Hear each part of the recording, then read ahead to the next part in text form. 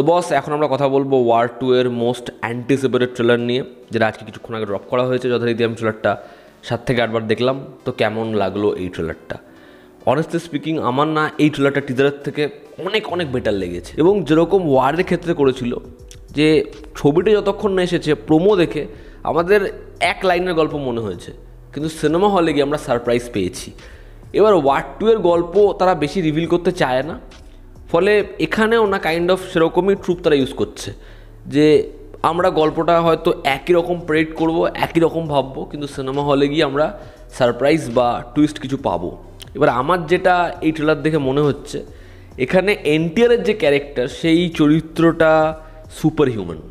সেই চরিত্রটা না মানে সাধারণ মানুষ নয়, ঠিক আছে? কারণ গোটা ট্রেলারে দেখো এই চরিত্রটা কেন এরকমভাবে কথা বলে, বা ওর ডায়ালগের মধ্যে একটা পোর্শন রয়েছে যেখানে ও বলছে, আমি হাতিয়ার, আমি অস্ত্র, হয় যুদ্ধে মরবো না হলে মারবো। তো মেবি এরকম ধরনের প্রচুর যোদ্ধা তৈরি করা হয়েছে যারা আসলে হচ্ছে সুপার হিউম্যান। এবং একদম মনোলগের শুরুতেও যে কথাটা বলবে, যে যুদ্ধ বা যে লড়াই কেউ লড়তে পারবে না, আমি সেটাতে পার্টিসিপেট করব। আমার না এই স্পাই ফ্র্যাঞ্চাইজির স্পাইদের মধ্যে সবথেকে ভালো লাগে হচ্ছে কবিরকে। তার কারণ, আমি যখন কবিরের গল্প দেখতে বসি, সেখানে প্যান প্যানে ঘ্যান ঘ্যানে প্রেম করছে এসব নেই। এই ক্যারেক্টারটা দেশের জন্য, সে একজন স্পাই, তার উদ্দেশ্যের জন্য সে সবাইকে ছাড়তে পারে, যা ইচ্ছা করতে পারে। তো এটাই তো হওয়া উচিত। এবার এখানে যেভাবে এই চরিত্রটাকে ডিফাইন করছে ট্রেলারে, যে এই চরিত্রটা যখন বলছে যে আমার যাদের সাথে সম্পর্ক ছিল সব কিছু আমি মুছে ফেলবো, আমি একটা ছায়া হয়ে যাব, আমার মনে হয় আবার তারা এই কবিরের ক্যারেক্টারকে খুব জটিল মিস্টিরিয়াস বানাতে সক্ষম হয়েছে। এবং তারা না কোথাও একটা গিয়ে কে ভালো কে খারাপ এই বিষয়টা 5% হলেও অডিয়েন্সের মাথায় ফিট করতে পারবে। এবং সিনেমা হলে গিয়ে সেটাতে একটা টুইস্ট আসতে পারে। তার কারণ একটা পোর্শন রয়েছে যেখানে আশুতোষ রানা ওর মুখে থুতু দিচ্ছে এবং পরবর্তীতে ওকে বলছে যে এটা ওয়ার, তুমি একজন যোদ্ধা। হয়তো এই পুরো রদের যে টিম, সেখানে এমন লোকেরা ভরে গেছে যারা হচ্ছে দেশকে বিক্রি করতে চলেছে বা বড় পরিমাণে বিট্রে করতে চলেছে। সেই জেনে বা ওকে দিয়ে ভুল কাজ করানো হচ্ছিল, এটা জেনে কবিরের ক্যারেক্টার সে দেখাচ্ছে যে সে দেশের আগেন্সে চলে গেছে, বাট ওর মূল উদ্দেশ্য হচ্ছে দেশকে সার্ভ করা। তো এরকম অনেক জিনিসপত্র হতে পারে।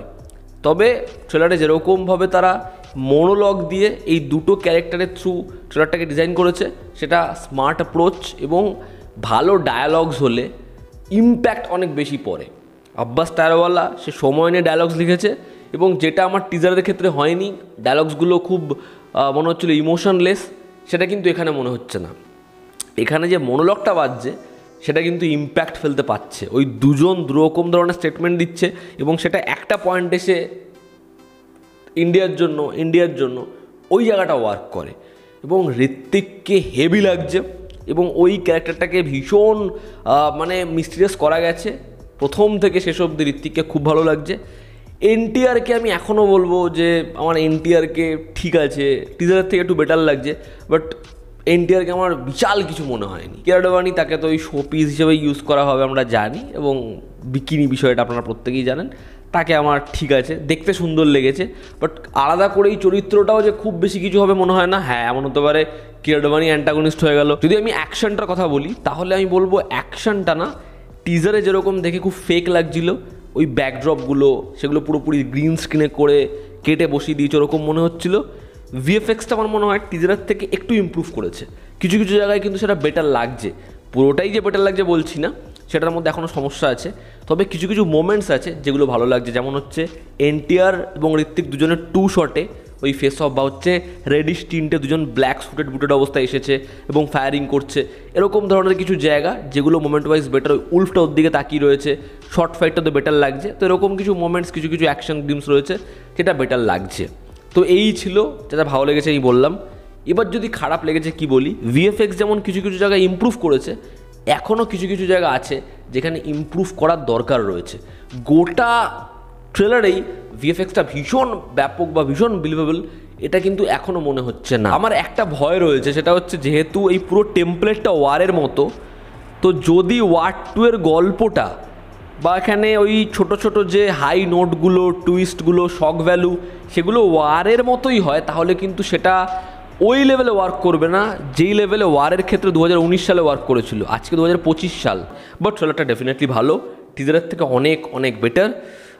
দেখার ছবিটা কেমন হয়। তো এই ছিল আমার ওপিনিয়ন ওয়ার 2 এর ট্রেলার নিয়ে। তোমরা যারা দেখেছো শুনেছো তোমাদের কি ওপিনিয়ন জানিও। জনতা আমাদের পাশে আছে, আবার দেখা হচ্ছে, টেক কেয়ার।